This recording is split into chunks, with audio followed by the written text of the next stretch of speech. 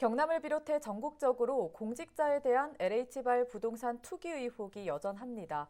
이에 전국 지자체와 의회에서 지역민의 불신을 해소하기 위한 공직자 대상 부동산 전수조사 바람이 불고 있는데요. 경남 역시 경남도의회를 중심으로 움직임이 가시화하고 있습니다. 최근 경남도의회 이병희 의원이 전수조사를 가장 먼저 받겠다고 신상 발언을 해 화제가 되고 있는데요.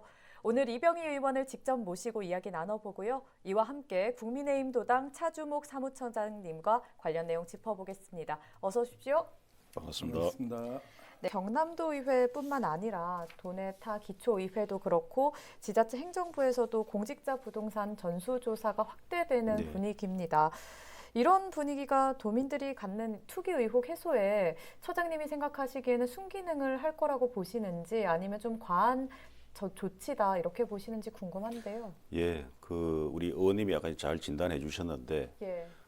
현 정부의 부동산 정책 실패로 인한 이 지금 사태가 이까지 파급된 겁니다. 서울의 강남의 집값을 잡기 위해서 공급은 늘리지 않고 예. 세금과 그리고 규제 일변도로 가다 보니까 그것이 서울 광북 그리고 경기도까지 거의 파급이 된 겁니다. 그래서 이거 직접적인 LH 사태도 3기 신도시로 지정된 광명시흥에서 발생된 겁니다. 그래서 이 정부의 부동산 정책으로 실패로 인해서 민심이 이반이 가속화되고 지지율이 이제 하락을 하니까 민주당에서 들고 나온 것이 부동산 전수조사. 예. 국회의원 300명에 대해서 다 같이 하자. 그래서 사실 국민의힘에서 그거를 적극적으로 수용을 하니까 선거 이후에는 여기에 대한 어떤 진척 사항이 아무것도 없습니다. 그때 제안 이후로는 그것이 끝입니다. 그런데 우리 이제 경남 입장에서는 경남에도 4월 5일 날 민주당의 원내대표단이 기자회견을 통해서 도의회 전체로 또 조사를 하자 이렇게 제안을 했는데 과연 이것이 실효성이 있을 것이냐? 이 본질은 부동산 투기를 막고 또 국민들께서 실망하고 계신 공직자들의 그런 어떤 부정 축제 예. 거기에 대한 이제 분노를 이제 어떻게 잠재울 것이냐 그게 본질의 그 내용이 있는 것입니다.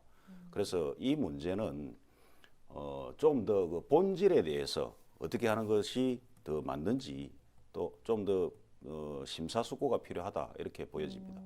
예, 본질에 좀 더 초점을 맞춰야 한다라는 말씀을 해주셨는데 현재 또 국민의힘 도당에서는 도의회 전체 차원의 전수조사의 답을 유보한 상태입니다. 그러면 앞으로 대략 어떤 결정이 나올지 처장님께서 얘기해 주실 수 있는 부분이 있을까요? 예. 저희가 친구 간에 예를 들어서 여행을 간다고 가정할 때도 예. 여행을 어디로 갈지 언제 갈지 그리고 몇 박 며칠을 갈지 여기에 대해서 서로 의논이 돼야 됩니다. 그리고 그 의논이 다 순조롭게 돼서 여행을 갔어도 친구지간에 티격태격 그런 의견 차이가 있을 수 있습니다. 이런 문제는 먼저 기자회견을 통해서 일방적으로 발표할 것이 아니고 대화의 상대인 야당 원내대표단과 예. 이러한 문제를 어떻게 처리할 것인지 사전에 사실은 논의를 거쳐야 되는 것입니다. 그래서 이 제안을 안 받아들이면 어떤 부패한 세력처럼 이렇게 정치적으로 몰고 가기 위한 그런 접근 자체가 애초부터 첫 단추를 잘못 끼웠다고 이렇게 보여집니다. 사실 아무나 할 수 있는 그 결정이 아니고 아주 어려운 결정입니다. 예. 우리 도내 5 의원으로서 선배 의원으로서 동료 의원들로부터 어떻게 보면 존경받을 수 있는 그런 이제 행동을 과감하게 결단하신 건데요. 의회에서 말씀하실 때 제가 들었는데 예. 일단 민주당에서 그렇게 제안한 것을 진정성이 있다면 민주당 자체 의원들부터 한번 시작해 보는 것도 하나의 방법입니다. 야당이 여러 가지 우려를 하고 있는데 굳이 그 야당을 같이 동참시켜서 가는 것보다는 본인들 스스로 한번 직접적인 그런 제도를 한번 적용해 보는 것도 맞고 저희가 양산시 의회 같은 경우에 여야 합의로 사실은 조사를 하기로 했다가 예. 조사 방법이라든지 조사 대상에 대한 이견으로 해서 유야무야 되었거든요. 예. 그래서 서로 동의가 되더라도 이것은 아주 민감한 문제이기 때문에 절차 방법에 있어도 다양한 이해관계가 다릅니다. 그렇기 때문에 일단 진정성이 있다면 예. 먼저 실시해 보는 것도 하나의 방안이 될 수 있다. 이렇게 보여집니다. 그런데 사실 그래도 현재 상황을 바라보는 도민들의 시선이 곱지만은 않습니다. 이미 중앙 차원에서 문제가 나왔고 그렇기 때문에 이게 잠정적으로 결론을 내놓고 조사를 하는 것이 아니냐 이런 볼멘 소리도 나오고 있는데요. 예. 이에 대해서 처장님께서는 어떻게 보고 계십니까? 예, 우리 의원님 말씀하신 대로 대부분의 공직자들은 자기 네. 직분에 맞게 공직을 잘 수행하고 있습니다.